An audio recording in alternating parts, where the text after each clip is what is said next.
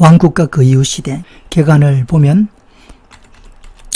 성경을 16권과 50권으로 나누어서 16권 중심으로 이제 틀을 만들었죠. 그래서 16권 중심으로 이스라엘 역사를 연대기적으로 이제 나열을 했고, 네 토막을 내서 4개의 큰 틀을 만들었고, 그래서 첫 번째 틀은 왕국 이전 시대, 왕국과 그 이후 시대, 예수 시대, 사도 시대.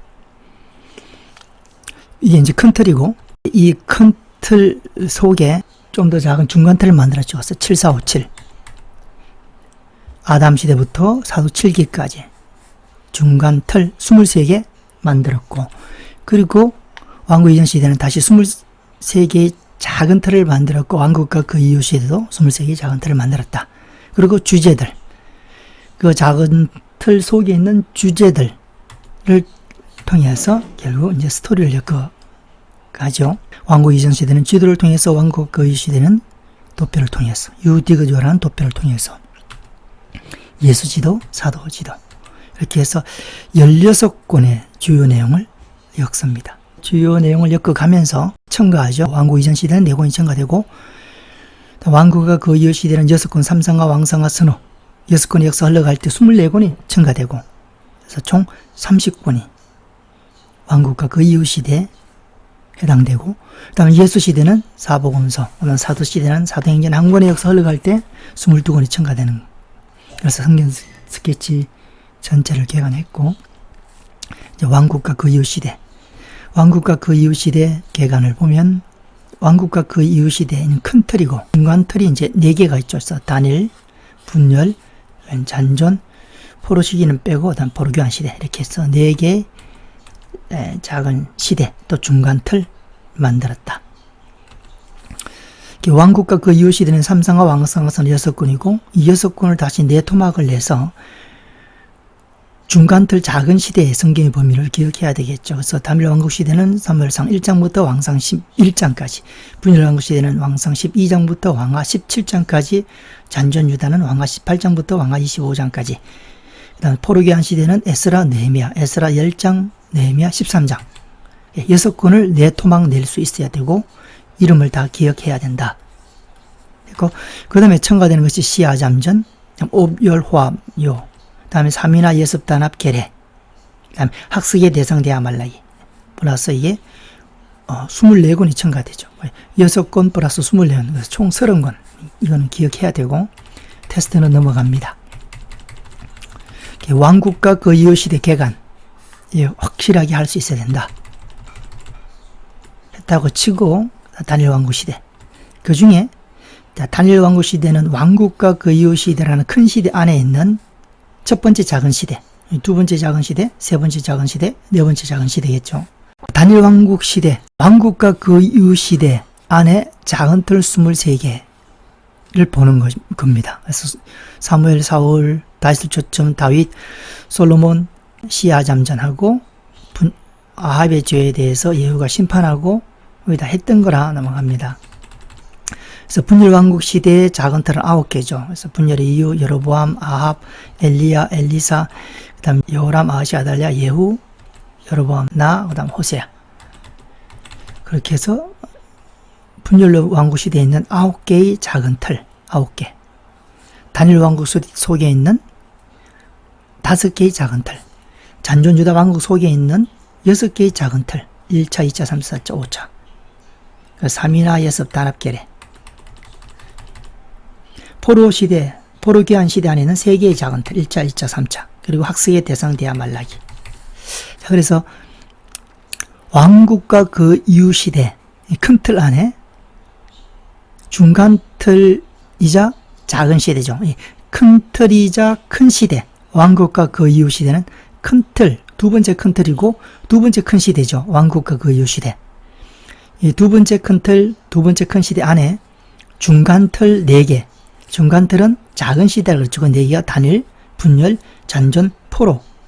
여기 중간 틀. 그 안에 작은 틀 23개. 여기 24번부터 여기 46번까지 23개. 큰 틀, 중간 틀, 작은 틀. 작은 주제들이 있겠죠. 스토리를 엮어간다. 반드시 기억해야 되겠죠. 이게 방대한 분량이죠. 30권을 정리했으니까 굉장히 방대한 분량이기 때문에 반복해서 알더라도 늘 한 번씩 잊어버리지 않도록 기억하고 넘어갔으면 좋겠습니다. 작은 틀 23개 중에 첫 번째, 이제 왕국과 그 이후 시대의 첫 번째는 사무엘이죠. 그래서 사무엘 봅니다. 사무엘상 1장부터 7장까지고, U자에다가 다니엘 왕국 시대 첫 번째는 사울, 두 번째는 다윗, 세 번째는 솔로몬. 세 왕을 집어넣었고, 사울은 이제 호기 앞뒤로 하나 붙어서 사무엘하고 다윗을 쫓음. 그래서 5가지 주제를 통해서 다니엘 왕국 시대의 스토리를 엮습니다. 사울은 8장을 기억하면 되죠. 8에서 31장. 이거는 시아잠전. 8에서 31장. 그리고 다윗은 1에서 24장. 그리고 솔로몬은 1에서 11장. 8장을 반드시 외워야 된다. 16권의 마지막 장은 다 외워놨기 때문에 8에서 마지막 31장까지고 다윗, 사무엘 하는 1장부터 14장까지니까 뭐 특별히 외울 것이 없고, 솔로몬은 왕상 1장부터 11장까지인데 11장은 외워놨기 때문에 이거는 그냥 외워지고, 그래서 8장만 외우면 됩니다. 그래서 사무엘은 1장부터 7장이죠. 이게 8장이니까 저절로 외워지죠. 그리고 다윗을 쫓으면 여기 이제 8장이니까 18장부터 27장까지. 다니엘 왕국 시대 5가지 주제와 성경의 범위는 기억할 수가 있다. 5개의 작은 틀이죠. 다니엘 왕국 시대는 중간 틀, 그리고 왕국과 그 이후 시대는 큰 틀. 항상 큰 틀, 중간 틀, 작은 틀을 기억해야 되고, 이걸 늘 머릿속에 있어야 되고, 그 작은 틀 속에 다시 여러 개의 주제들을 공부해야 되겠죠. 그래서 사무엘이라는 작은 틀을 우리가 봅니다. 사무엘이 나오고, 사무엘은 이제 출생, 부르생, 법계, 이동, 미사바성의 4가지 주제. 여기 이제 작은 주제들이다. 사무엘은 출생, 어떻게 출생했을까? 어떻게 부르심을 받았을까? 법계가 어떻게 이동되었을까? 미스바성의 블레셋과의 전쟁에서 어떻게 이겼나? 4가지 주제를 엮으면 사무엘의 생애는 끝난다. 출생은 사실 한나의 기도를 통해서 사무엘이 출생했고, 한나가 왜 기도했는가 부터 이제 풀어가면 되겠죠. 그래서 한나는 결혼해서 엘가라는 남편이 있죠. 엘가나. 근데 엘가나는 두 아내가 있었는데 하나는 한나고 하나는 버닌나입니다. 근데 둘째인 버닌나가 이제 아이를 낳게 되고, 한나는 아이를 못 낳죠. 그 이유 때문에 버닌나가 한나를 괴롭히게 됐고, 한나는 괴롭힘을 당하고 있는 상태에서 하나님께 기도하기 시작한 거죠. 축제일이 있죠. 그때도 한나는 가서 같이 즐기지 못하고 하나님 앞에 나와서 기도를 시작하게 됩니다. 특징이 이제 2가지죠. 하나는 그 모습이 특이했다. 입술은 움직이는데 소리가 나지 않는 그런 기도. 그 심정을 통하게 자기의 아픔과 그 괴로움을 가지고 주님 앞에 통하는 기도였기 때문에 자기가 입술로 기도하고 소리가 난지 안 나는지 스스로 모를 정도로 기도에 몰두해서 기도하고 있었고, 그게 기도의 첫 번째 특징이고, 그래서 엘리가 보고 그 말을 하죠. 낮에 술 먹고 이제 술 취해서 저러는구나 라고 오해를 했다가 한나가 사실을 설명하니까 엘리가 그제서야 바로 이해하고 이제 축복해 줍니다. 네가 기도한 대로 하나님께서 그렇게 은혜를 주시길 원한다 라는 맥락으로 메시지를 엘리가 주고, 그게 이제 첫 번째 기도의 특징이고, 두 번째는 한나의 기도 속에는 서원 기도가 들어가 있다. 아들을 주시면 이 아들을 하나님께 다시 드리겠습니다 라는 서원 기도다. 그래서 한나의 기도의 특징 2가지로 봤고, 기도의 결과 사무엘이 출생하게 됩니다. 사무엘을 출생하고 난 뒤에 한나가 하나님에 대한 신앙이 바뀌었다라는 겁니다. 사실 이것이 성경의 목적이고 하나님의 목적이죠. 사무엘을 주므로 인해서 한나에게 일어난 가장 큰 사건은 이 영적 사건입니다. 육적 사건은 사무엘이 생긴 거지만, 영적 사건은 한나의 심령 속에 하나님에 대한 알미 더 깊어졌고 또 명확해졌고 업그레이드 된 것이 가장 큰 가치 있는 것이다 라고 봅니다. 그의 고백을 보면 여호와는 사람을 죽이기도 하시고 살리기도 하시고 음부에 내리기도 하시고 가난하게도 하시고 부하게도 하시고 낮추기도 하시고 높이시기도 하시는 하나님을 발견하게 된 거죠. 영적 발견이 있었던 겁니다. 그 영적인 발견, 영적인 경험을 인간의 언어로 표현한 거죠. 이게 영적인 현상을 봤을 때 그 현상을 설명하면 보통 그 설명은 창조적인 설명이 되는 거죠. 영적인 실체를 못 보고 그냥 이렇게 글씨로 배워서 단어를 외워서 그렇게 전달하고 사용하면 그건 창조적인 것이 안 되죠. 그러나 영적인 것을 보고 이 한나도 이런 하나님에 대한 표현은 아마 거의 처음이죠. 처음이 아니더라 하더라도 다른 사람이 이런 기도를 했다 하더라도 이거는 살아있는 그런 찬양입니다. 살아있는 찬양이 되고 살아있는 기도가 되는 조건이 뭔가, 어떻게 하면 그렇게 되는가 하는 것을 한나를 통해서 우리가 볼 수가 있습니다.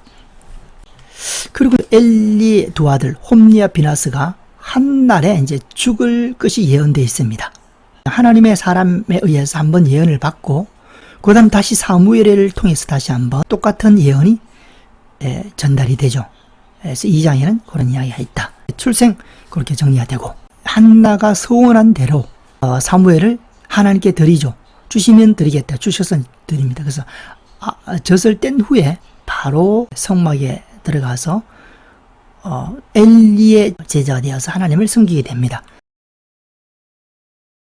사무엘이라 소리를 듣고 우리가 아는 것처럼 누굴 찾아가냐 하면 스승인, 멘토, 영적 멘토인 엘리를 찾아갑니다. 근데 사실 또 이렇게 보면 사무엘의 영적 멘토는 엘리죠. 근데 엘리는 좀 시원찮은 제사장입니다. 하나님께 인정받지 못하는 제사장이죠.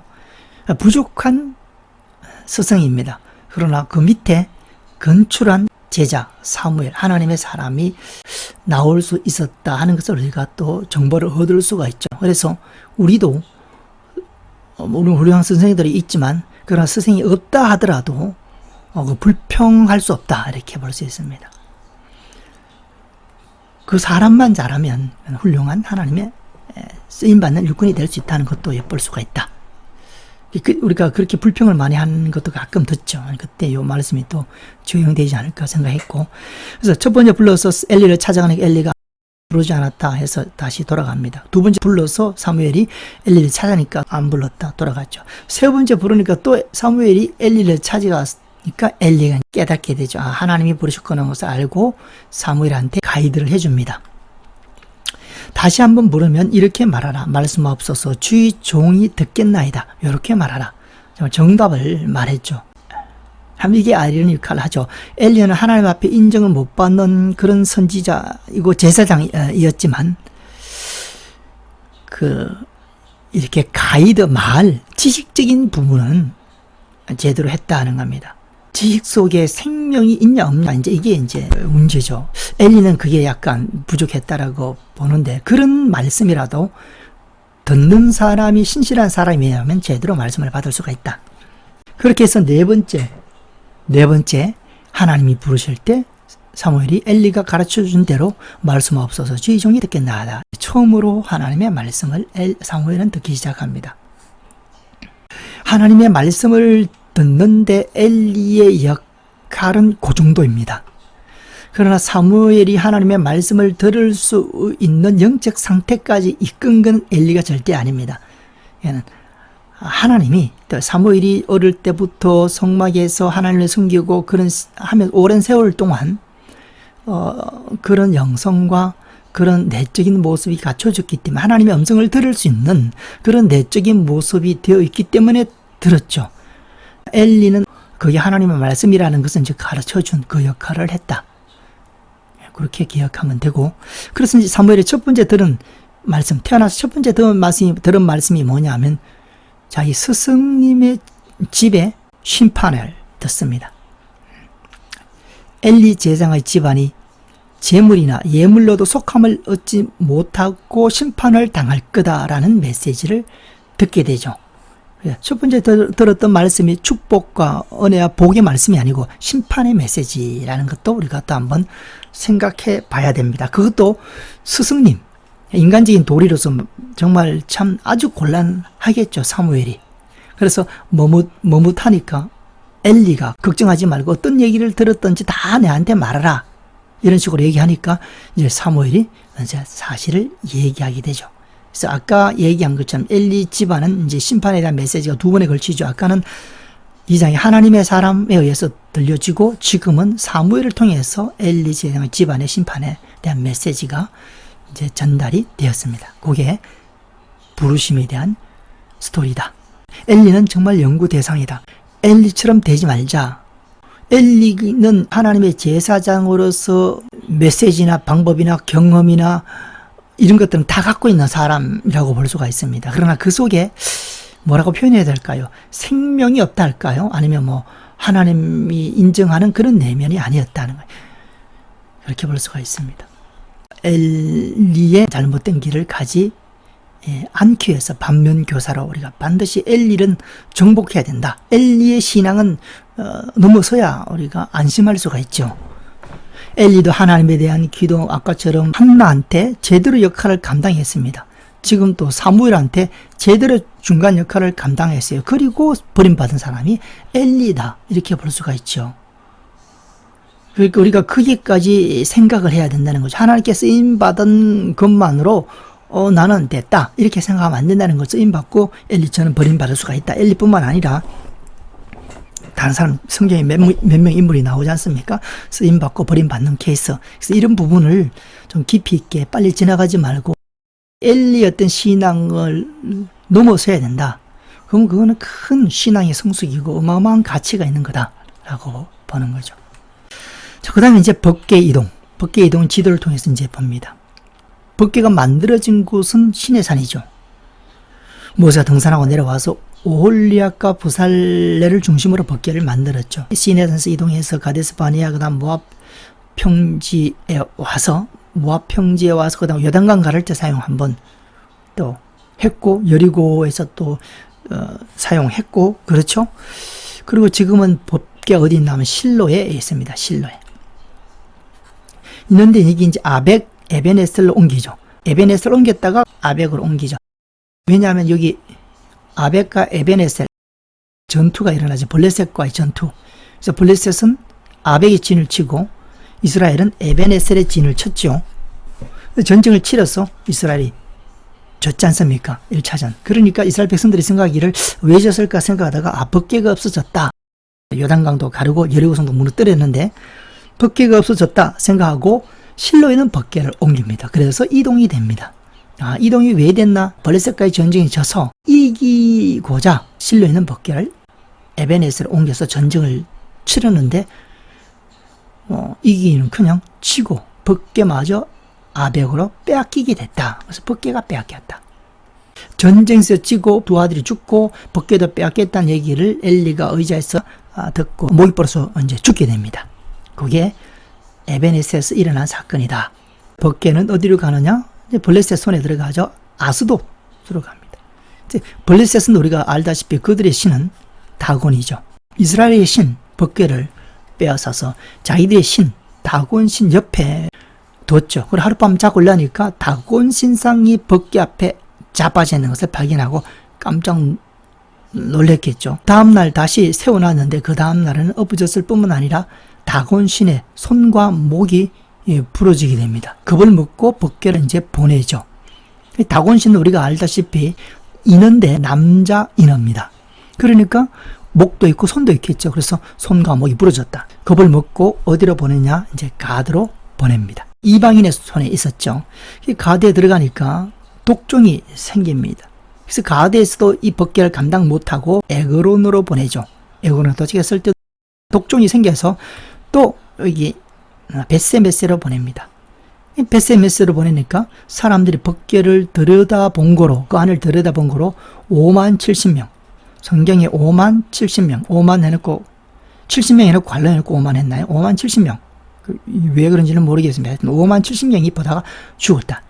그래서 쉽게 이 법궤를 아벡에서부터 이 법궤를 이 블레셋 사람들이 감당을 못한 거죠. 그래서 결국 어떻게 하느냐? 기럇 야림에 있는 아비나답 제사장 집으로 보냅니다. 법궤가 여기서 머물게 됐다 하는 겁니다. 다윗이 왕이 돼서 법궤를 시온성 다윗성으로 옮기기 전까지 법궤는 기랏 이야림의 아비나답 집에 있게 됐다. 그렇게 기억하면 되겠죠. 법궤 이동을 지도를 통해서 정리했고 장소마다 일어난 간단한 스토리로 이제 정리를 했습니다. 그리고 결국은 성경을 읽어야 되겠죠.